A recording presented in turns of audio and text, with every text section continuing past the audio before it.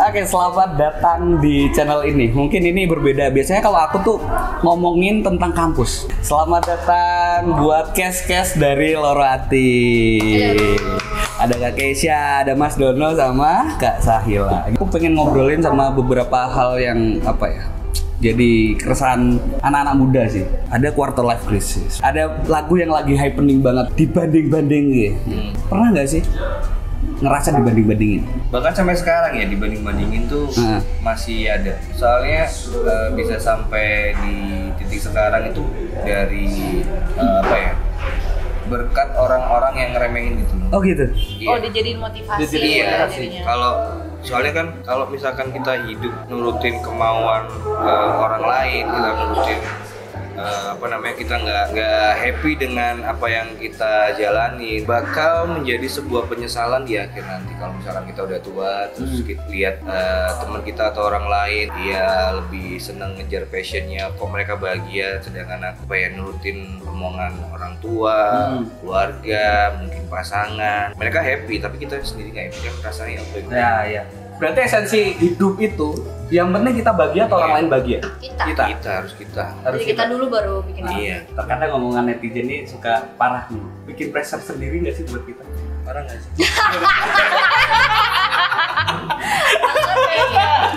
Langsung liriknya ke situ ya.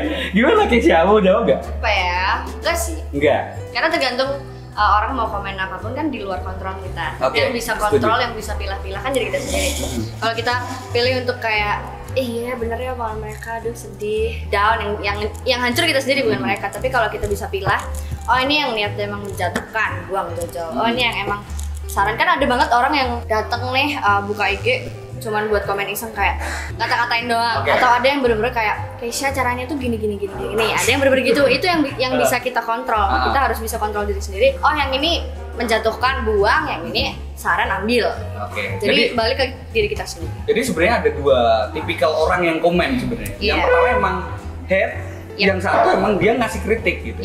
Tapi kan kadang kita suka kalau emang lagi emosi suka bingung gitu. Ya. Kalau Kak Sahila juga suka dapet kayak gitu nggak sih? Dulu sih kayak lumayan sih, aku pernah kayak dibully banget gitu. Cuman kayak Keisha juga itu sih sebenarnya pasti kamu bakalan terbiasa kayak gitu. Pasti lama-lama tuh ya udah netizen gitu. Ya udah kayak nggak kenal sama, memang maksudnya kenal sama kita tapi nggak satu circle sama kita juga nggak pernah ketemu, dan segitu banyaknya yang bakalan komen baik dan buruk gitu. Tapi memang kalau untuk ngomongin banding-bandingin tuh lebih berasanya lagi down, kayak kerjaan lagi biasa aja, itu berasa banget sih. Kayak orang-orang yang lumayan kita kenal tapi yang nggak deket banget, ada beberapa yang berubah gitu. Ya udah, oh mereka nggak kayak kita pas lagi naik gitu. Itu sih. Nah kalau udah keadaannya kayak gitu, berasanya apa ya? Kayak oh ternyata dunia kayak gini ya gitu ya. Yang kata Dono tadi itu kayak lebih pengen pembuktian lagi. Intinya bukan pembuktian buat pamer ya, tapi lebih ke pembuktian kalau misalkan kita ini nggak seperti yang Anda bayangkan gitu. Dan aku selalu percaya juga sih kayak momen keberuntungan orang tuh kalau selama orang itu berusaha ya nggak mungkin ada di situ terus di titik itu gitu. Selama berusaha gitu pasti ada waktunya lagi atau ada waktunya dia akan naik. Pasti ada waktunya, setuju banget. Terkadang kan kalau lagi penat-penatnya gitu, kita mau dengerin siapa kadang wah semua itu terasa salah gitu. Cara keluar dari hal-hal kayak gitu semua tuh gimana sih? Apa perlu kita percaya sama diri kita sendiri? Udah. Atau emang dengerin suggestion dari orang lain, kita filter lagi, atau gimana sebenarnya? Dua-duanya sih. Dua-duanya. Gak yang bisa pertama harus, sendiri. yang pertama kan ngefilter. Nah ngefilter itu butuh sayang sama diri sendiri. Ketika ada orang yang merendahkan, kalau kita udah sayang sama diri sendiri, kita udah tahu nih, nggak kok aku nggak kayak gini, tinggal buang. Tapi kalau kita nggak sayang sama diri sendiri, kita bakal kebawa kayak, aduh ya ternyata aku kayak gitu, ternyata aku makin hancur lagi. Jadi dua-duanya. Terakhir, pesan buat temen-temen yang lagi di tahap dibandingin. Kalau menurutku dibandingin itu nggak apa-apa, nggak salah. Cuma tergantung respon kita menerima itu gimana. Kalau aku sih dibanding-bandingin tambah seneng. Tambah seneng. Maksudnya itu jadi cambukan. Dia belum ngerasain aja. Kayak seksi itu kayak enak banget sih. Gak maksudnya kan kayak apa ya? Semua pencapaian yang tak dapat sekarang tuh semua berkat dibanding-bandingin. Semua berkat diremehin gitu loh. Makanya begitu bisa mukul mereka dengan pembuktian. Ini loh akhirnya bisa ya kayak seneng aja gitu. Malah justru lu. Kemana kalian? Kok tiba-tiba nggak ngata-ngatain?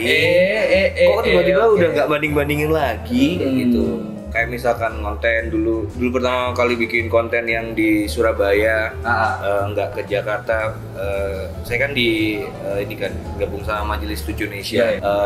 Bikin buktiin kalau bikin konten di kota sendiri, di tempat sendiri, jadi diri sendiri itu bisa. Gitu. Tapi ya balik lagi, kamu nggak akan bisa mengalahkan lucunya Coki Muslim. Oh, lu sering digituin juga? Gitu.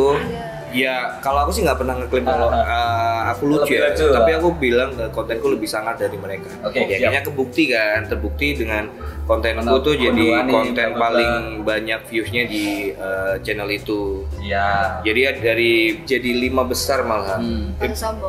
Harus sombong kayak gitu. Tapi kalau lu lagi sombong suka takut gak sih? Aduh jangan terlalu sombong gitu, kayak takutnya diambil gitu. Pecah banget nih, kan pasti kalau udah pecah pasti ada dua sisi dong kepecah. Enggak, sombongnya sih sombong buat ini diri aja. sendiri aja buat gitu sendiri ya. sama buat si haters gitu, kayak ngecengin gitu.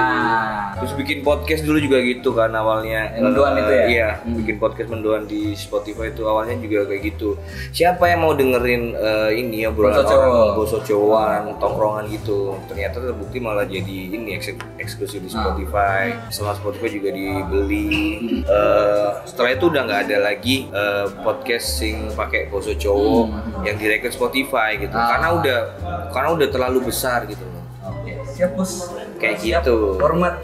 Jadi menurut gue nggak masalah. Malah jadi tambah bahan bakar gitu lah ya. Kalau diremehin, dibanding-bandingin itu nggak masalah. Tergantung respon kita. Kalau udah dibanding-bandingin, diremehin terus kalian malah jadi kecil, nah itu yang jangan.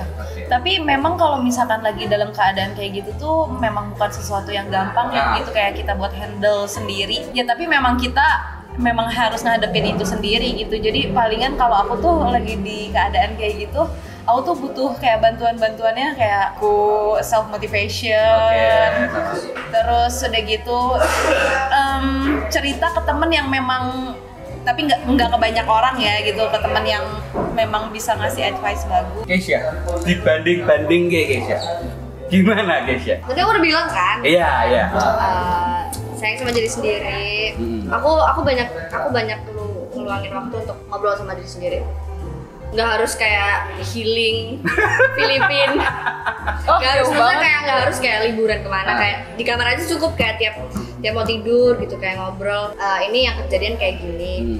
Apapun yang orang maksudnya apapun yang terjadi di luar sana tergantung kita handle ya. Kayak kakak tadi, pokoknya semuanya tergantung respon kita aja. Kalau kitanya makin emosi, makin ngasih api ya bakal makin menjadi juga. Jadi ya udah biarin aja. Sama harus ini sih, harus berdamai sama diri sendiri. Itu poin paling penting. Jadi harus diain kalau misalkan ada orang yang bilang Nora nggak lucu,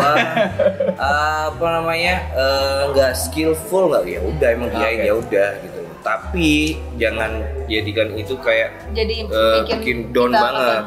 Oh iya mau saya kayak gitu. Kan kita nggak bisa nyenengin semua orang ya.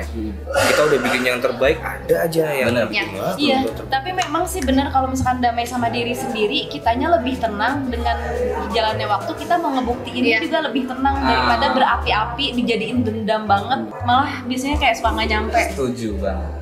Kayak gitu. Oke, BTW tadi sempat di-mention tentang loro hati, teman-teman. Loro hati, sakit hati gitu. Ini film sebenarnya tentang cita-citaan gitu nggak sih? Enggak.